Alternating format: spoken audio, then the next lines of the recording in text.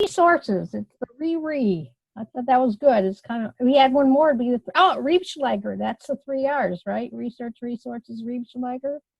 Okay. So what I did is I gave a presentation very much like this already, very close to the same thing for Lunch and Learn for the doctoral students. And what they asked me to do, and that's kind of what I'm doing again today, is they asked me to look at my research looking back and where it has taken me over the years, and it basically led me to the end of my career. I don't know when it is, but you know, it's not going to go on forever. Looking back and see, you know, what happened over those years. I mean, like when I was first starting out, I would have never guessed I would be doing what I'm doing or developing the products that I've been developing. But it's, you know, it's interesting to see. And I was trying to show kind of a realistic picture of things. Some things worked, some things didn't. You know, some things just kind of, I don't know, like just didn't work. So what I was talking about is we were talking about the ladder stage of work, and I said, and so I was using the metaphor of a ladder, like climbing the ladder, trying to get things done. You know, fix the roof, you know, put a new roof on, whatever, you know, whatever you climb ladders for, get up the tree.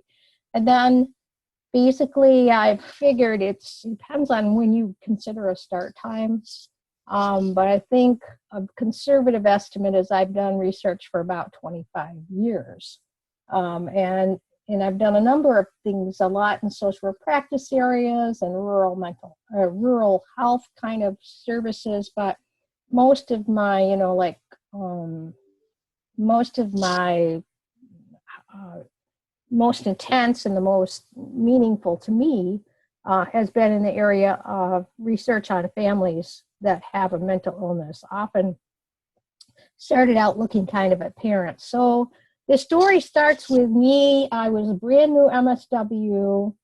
They hired me straight out of school into community mental health, into this dual position that was supervisor for one county for like emergency services and your basic outpatient stuff for people with mental illness, both children and adults. But there was the developmental disability people. That was another, now intellectual disability, of course, I had a responsibility just for emergencies kind of thing. And then on top of that, I carried a caseload of children and families. So one day we had a mom come in. I don't know, maybe she was, I mean, I think back on it now, maybe she was in her late 30s, maybe, just taking a guess. And she had two children. One was a boy who was 11, but he was really tiny. Like I thought he was like 8. And then she had a daughter who was like 3.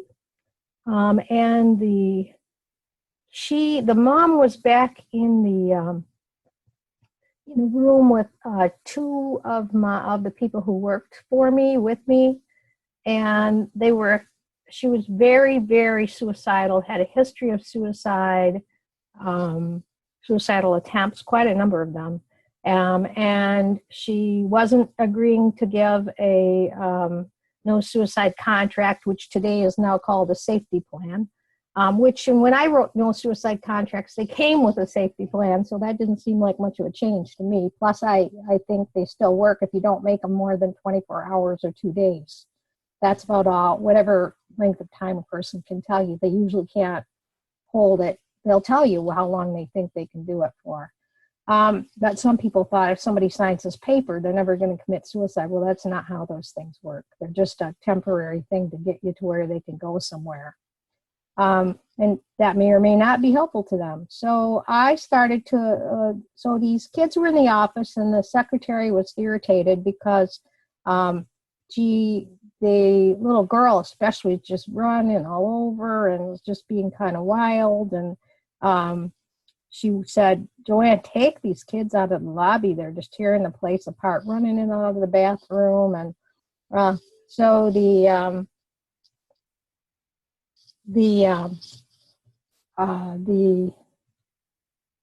the said, take these kids out of the bathroom, she said. And so I did. I took them in my office, and I kind of talked to them, and I thought, well, as long I had some, I also, because I saw kids and families that had like toys and, things, paper and pencil, and gave them some things to do. But I started talking to them about, pretty soon I'm getting these messages back and forth, notes, or people will, say, have me come out in the hallway, and they're trying to get her to go to the hospital, because back then, if somebody was acutely ill and suicidal, they went to the hospital for more than like a day. So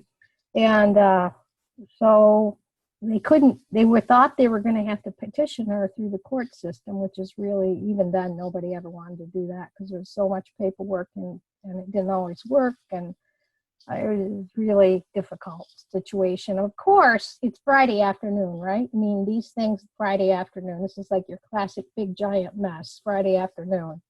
So I asked this kid, this was before cell phones, this was before the internet, so this was a long time ago. I asked this kid, the oldest one, I said, well, we're trying to find his dad, but we can't, the phone numbers that we have for the dad, we can't find them. And mom and dad are in the middle of a big divorce, really nasty.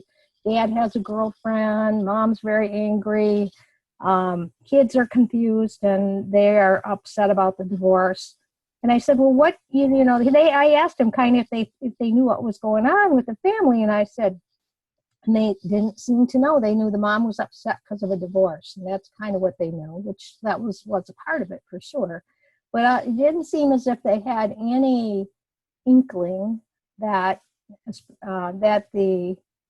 their mother had a really serious depression. I mean, she had a serious depression all the time, pretty much, but this was a particularly acute episode for her.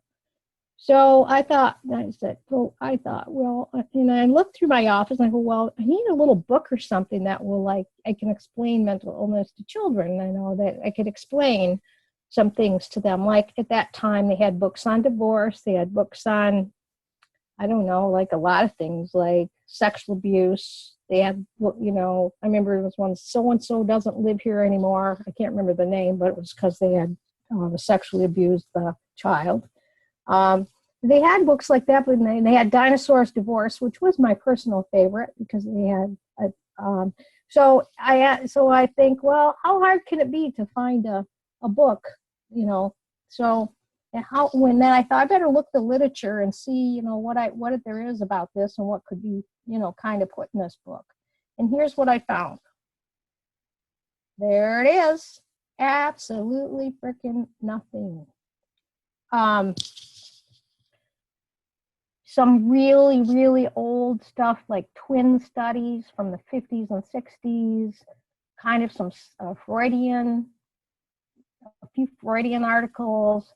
But this particular population, children who had a parent with a mental illness, just was so little on them. And at that time, they didn't even have books for the children. And they do have that books now.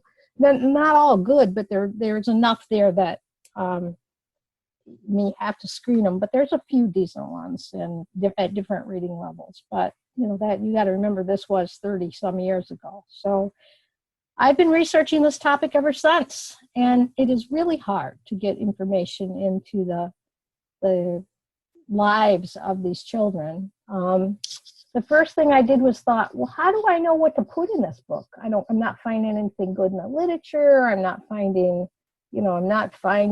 like I don't know what, like, who do I talk to? How do I find this out? So I got talking to some people at Mental Health, and they had some programs at that time for parents who had some sort of mental health issue, and that included substance abuse at that time, and or dual diagnosis, usually depression plus substance abuse, but it could also be bipolar disorder, some kind of mood disorder.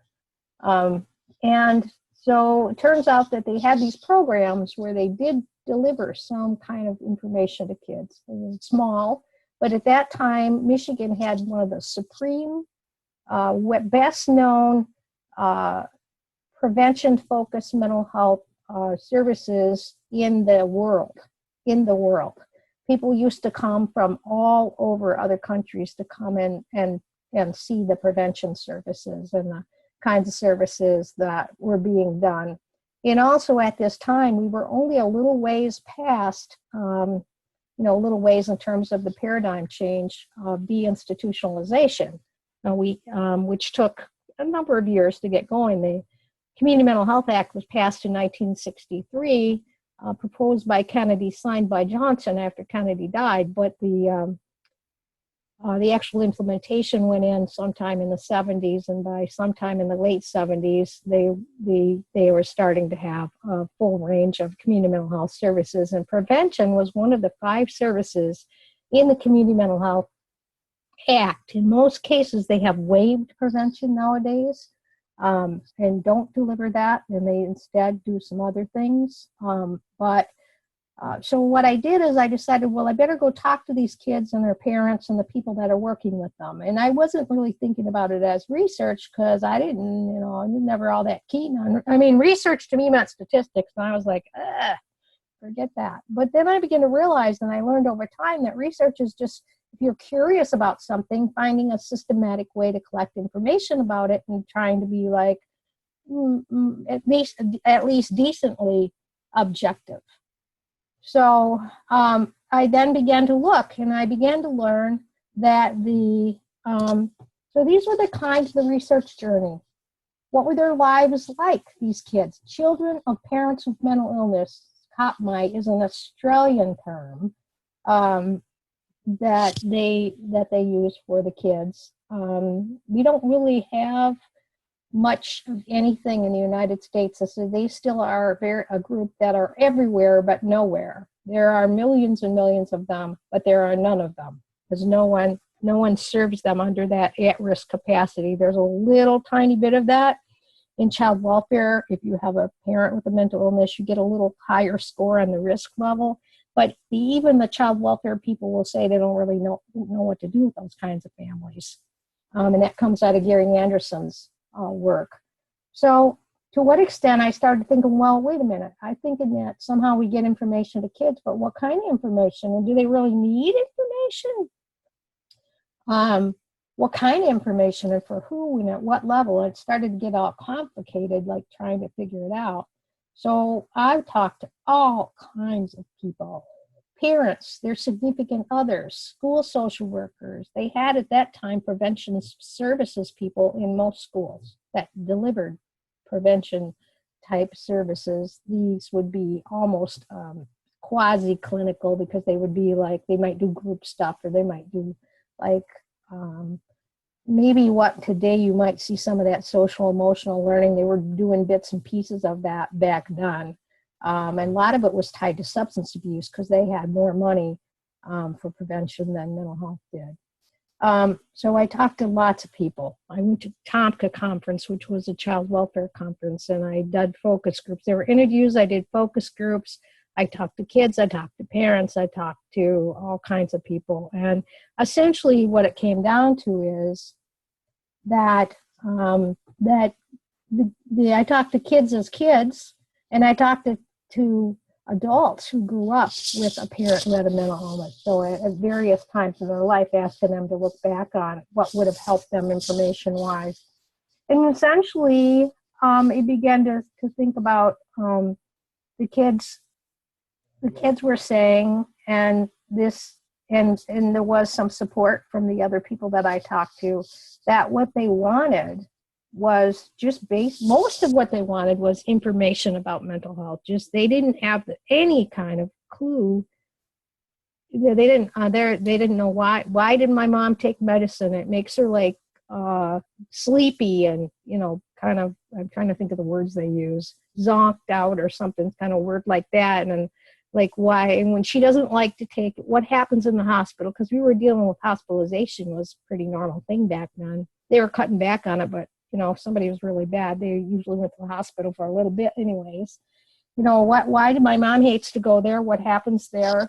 They didn't have any capacity for children to visit. in most places, and in fact, when I first began this work in the early 90s, they told me that when I approached people who were professionals, they would tell me, and I am talking about really well-informed people, that high status kind of people, and they told me that people who had mental illness didn't have any children. They told me that they were teaching me when I was working as a case manager that people with diagnosed with schizophrenia were asexual, which, boy, I don't know where I don't know where that came from, because I sure never saw that in real life. Come to find out, children of parents with mental illness have children at the same rate as the general population. It is possible that some of them do not have custody, and some of that may be for good reasons, and some of it is because there's a lot of stigma associated. And I have done some research in that area about stigma extended toward, like, you don't want the judge to know you have a mental illness, because that they may think you're incapacitated as a parent. So I've got some studies I've started on that one. But I then eventually worked for a while, and then I got fed up with the system and its dysfunction, and I was going to have a big middle-aged birthday, and I thought, oh my gosh, there must be something that I could do that, was there anything in my life that I would wish I had done? And I said, I was doing a little teaching for the medical colleges at Michigan State, and I was doing a little teaching for Michigan State School of Social Work, kind of adjunct, one class at a time as they needed me kind of stuff. And I thought, I really liked that a lot. And I was like, well, I want to be a real teacher. Like, the Velveteen Rabbit wants to be a real rabbit. That analogy actually isn't that far off. You got to get beat up a little at first.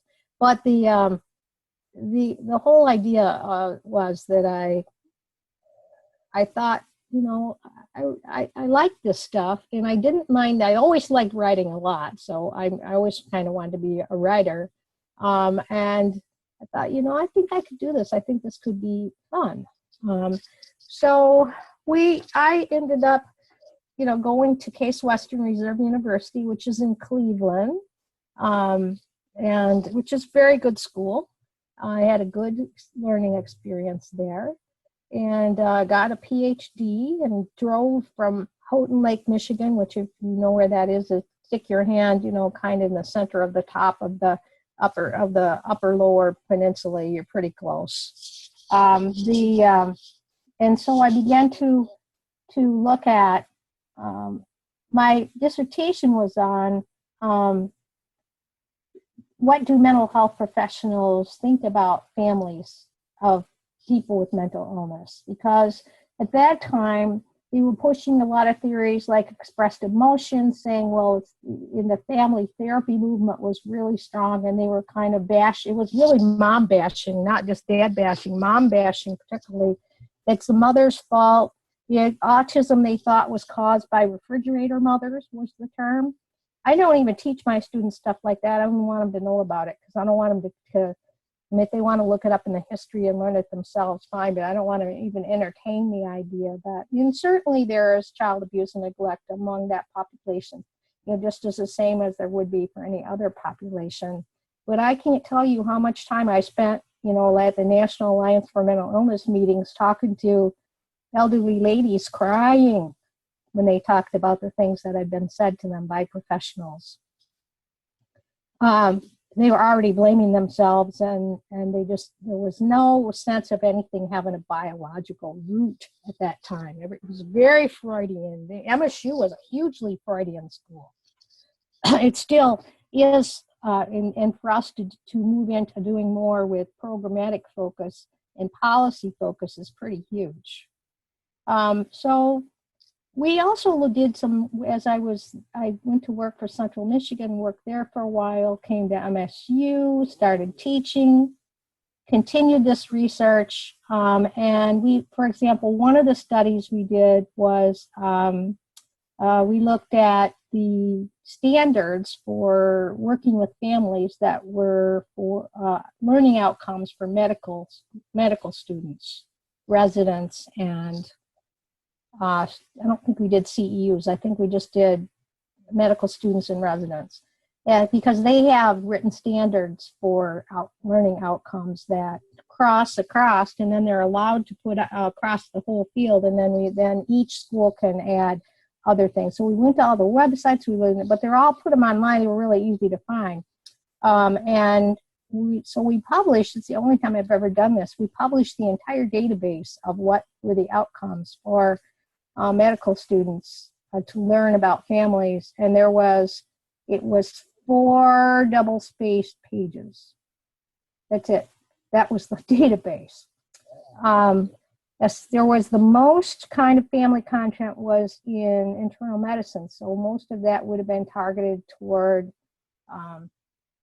elderly people and caregivers of elderly people, because internal medicine tends to work with older adults usually. And there was almost nothing in there was hardly anything in pediatrics. There was hardly anything in family medicine. It just wasn't there. Just even family medicine, which talks about families, other than doing genograms, this was not an issue they were paying attention to. So we started to look at the idea of program development. And let me back up a minute. Let me go back to my dissertation, because that's probably somewhat important. What I learned from my dissertation, is that mental health professionals tended to see families as good. They get people haircuts, they take them home, they have holidays, they have clothes, they have a little spending money sometimes, they have family connections, and they tend to see them as bad. They don't make them take their medicine, they should take their medicine, they argue with staff about how this message show should be happening, they don't return all the stuff that they went out with. They aren't as positive toward that person as the staff would like them to be.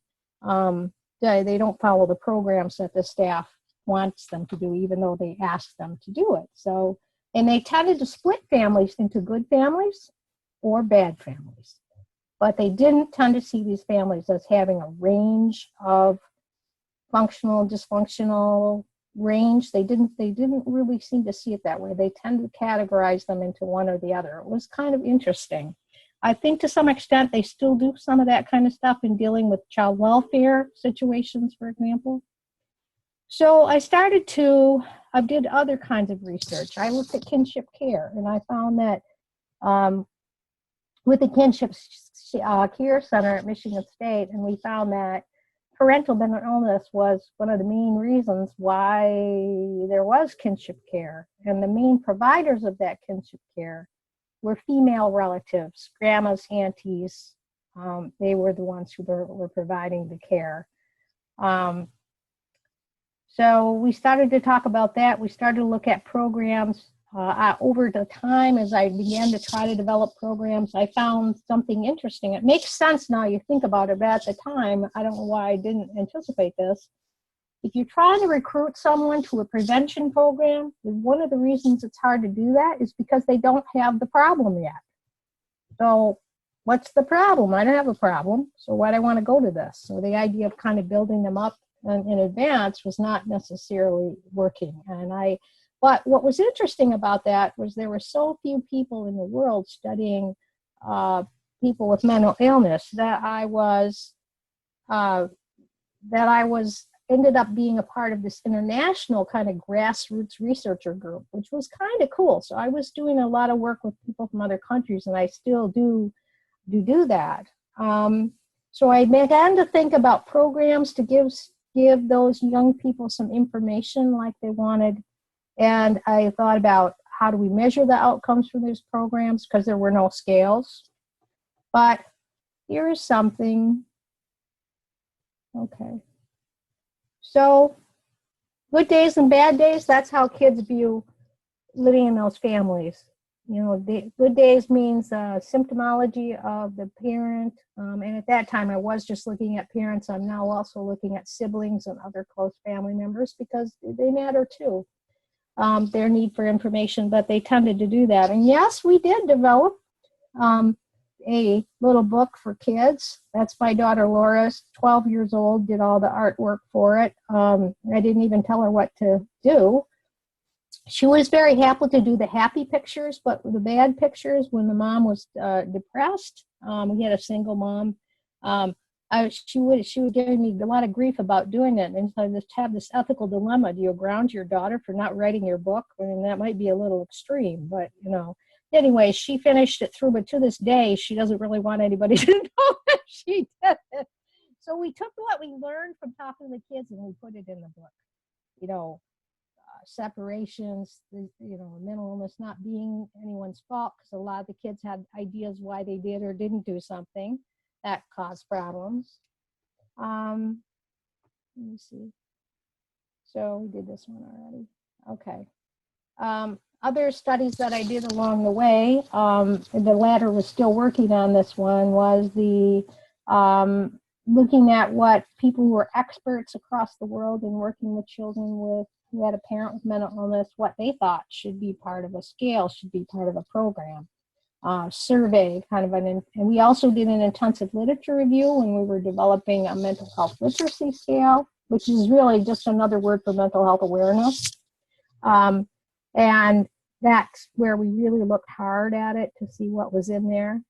I have a study that's, I don't know if it's ever going to be done, but where we talk to parents who have a mental illness and have them talk about their experiences with the family court and how the family court could make that work better for them, help them understand more what's going on. We recently did a content analysis within the last 5 years or so. We did an analysis of what kind of content was on websites for youth that described mental health. Most of it is, there were a few ones that there weren't very many, but some of them had bits and pieces. They tend to be inserted on other kinds of websites. A few of them were okay. Most all the reading levels were way too high because we ran scans on them to see how they, what level the reading level was. And a lot of them were like level 13, which is first year, college freshman, which was a little high for kids to be reading. And when you're supposed to do general population of 8th grade, I'm trying to go a little faster so we can have questions. And basically, I involved people from the community in my work and developed a website for children. Other things. So you can tell I did this fast. Okay. So things that were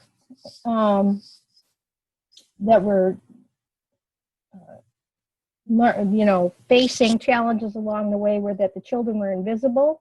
If you actually talk to like a clubhouse or a day treatment or whatever the right word is nowadays for where they have programs people can go to and like hang out or do stuff, the children were invisible to the professionals.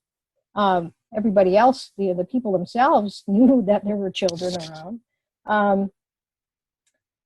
There has never been funding for what I do. And I have had to spend my 25 years developing products that can now be tested and then maybe able to get some.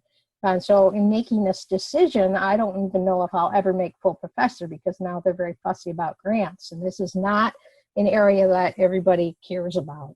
But I just knew there wasn't anybody else doing this work, from a research standpoint in hardly the whole United States of America. And that's still true to some extent. So I, in order to make tenure, did all sorts of tie-track studies, did child welfare studies, did ran FAME for 3.5 years and did evaluations on that.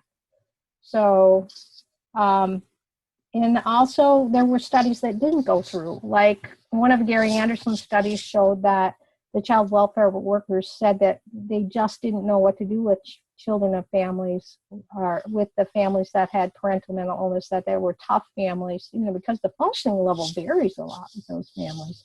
and I don't know what else.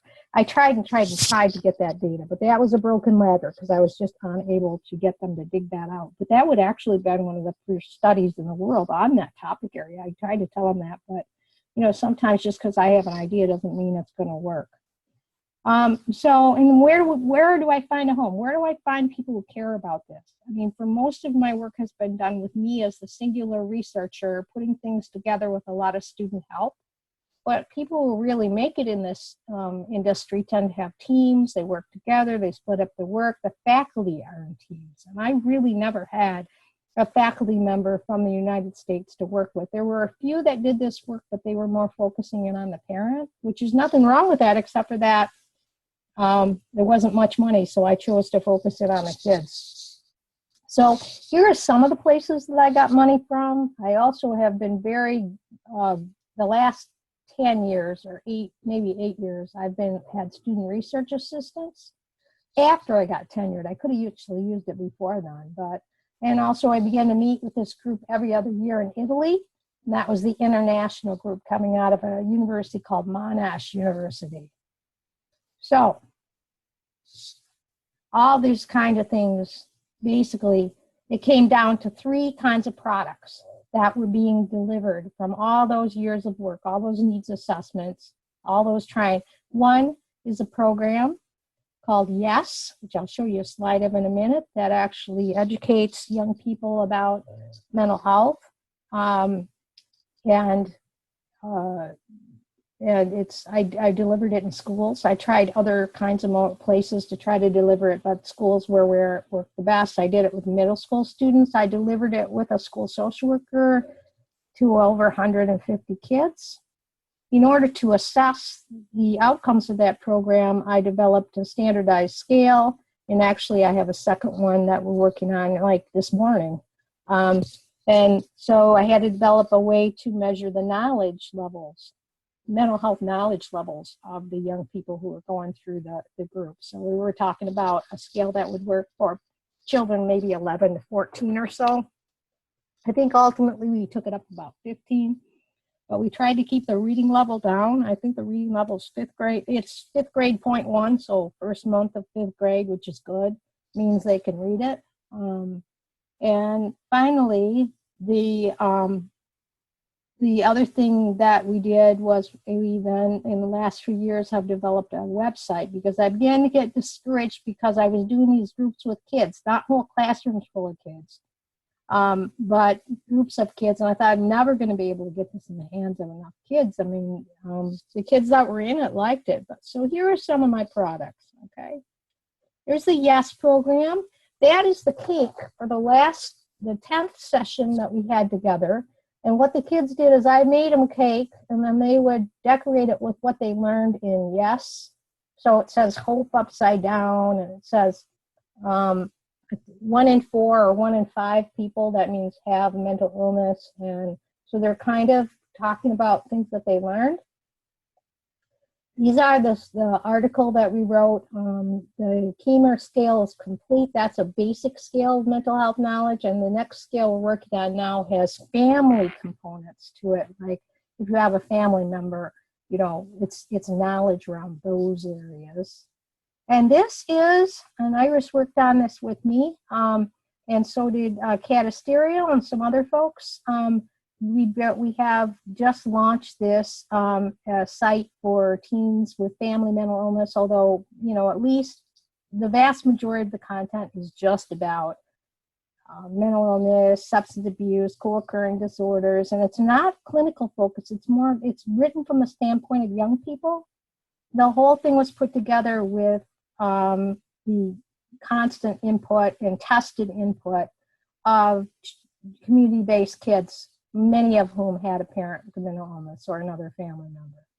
So we also have video contests we sponsored last year and again this year, where we asked college students at Michigan State to develop like little videos and they had to have the word hope in it somewhere about mental health, and share their experiences, not identifying them or say, but so finally, where we're going in the latter part of my career is we're going to take the scales. We have people wanting these scales from all over the place. Like I've got four people from 4 countries since we published something like 6 months ago that I want to use the scale and translate it into their language and then use it for their ventures. This topic is still not researched much across the world, but is researched more in other countries than the United States.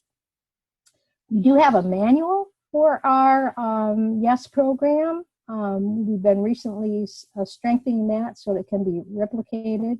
But right now, literally as we speak, I've been working on a grant from the Health Endowment Fund, and it's a long shot, but we're going to try, to build a training model and a train the trainer. So, have it figured out how we're going to put this, how we're going to train people and how do we make them like experts in this so they can train other people so this thing can be disseminated.